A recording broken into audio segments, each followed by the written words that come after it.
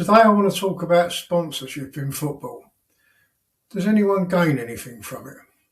Well, the idea is the sponsor pay the club to have their name written across the shirt. This gives the club money and promotes the sponsor. Does it really work? Let's have a look at some of the sponsors that Millwall have had. Live TV, whether in Norwegian. This was a short-lived cable television company. They collapsed owing millions of pounds. Giorgio, the sportswear company, maybe they're still around, I don't know. 24/7, a security company, maybe they still exist, I don't know. Ryman Stationers, they were owned by the chairman at the time, Theo Paphitis. Opida, property developer, who knows if they're still about. KT Heating Services, well, they've joined another company now. They're nearly called SureServe or something like that. CYC, Matchbet, an online bookmaker, they collapsed. Racing Plus, alternative to the Sporting Life, they're no longer about. Best Pay, they collapsed. TW Drainage, Energy Bet, Husky Chocolate. Now, this is not the chocolate you eat. This is drinking chocolate, hot chocolate. Now, there's two problems with that one.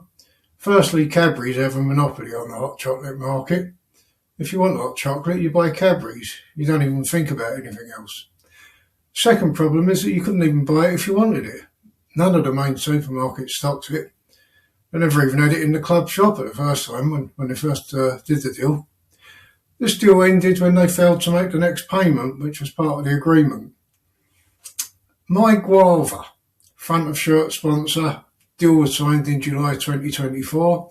It ended early in 2025, December. This was, well, I'll come back to that in a minute. The Wicket Group, they're the front of shirt sponsor from next season onwards. At the moment, they're the back of shirt sponsor. Most of these places have gone broke. None of them have become better known because of the sponsoring Millwall. So what have they gained? Well, I can't see anything that they've gained from it. Millwall, half the time they never got paid the full amount that was agreed.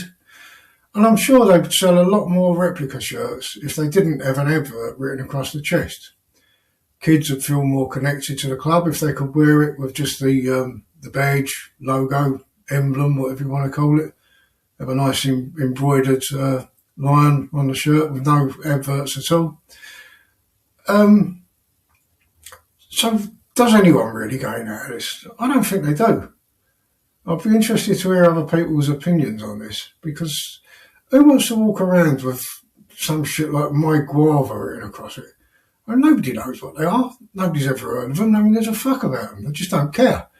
They're supposed to be an alternative to Western Union. Well, Western Union are a long-established company. Everyone knows the name. Everyone recognises the logo. So why would you trust your money with something called My Guava, a name you've never heard of? Now, you could argue that they're trying to become a genuine alternative and make a name for themselves. But it's just not going to happen, is it? I mean, they're onto a loser from the start. As I said, the deal with them ended early. They failed to keep up the payments, just like Husky did. And if you look at the back, the Wicket Group, who are going to be the front of shirt sponsor for next season, nobody knows who they are, nobody cares who they are. You just want to watch your team play. You don't want to be bombarded with adverts all the time. It just doesn't make sense to me. I don't see what anyone gains from it. Nobody ever knows how much they're paying these clubs. It's never made public. They don't tell you how much they're earning from this. Surely anyone would rather have, the shirt without the logo, the one on screen now, rather than the other version, plastered with adverts. So I'm interested to hear people's opinions on this. Please comment, like and subscribe, the usual nonsense, and I'll see you in the next video. Thanks for watching.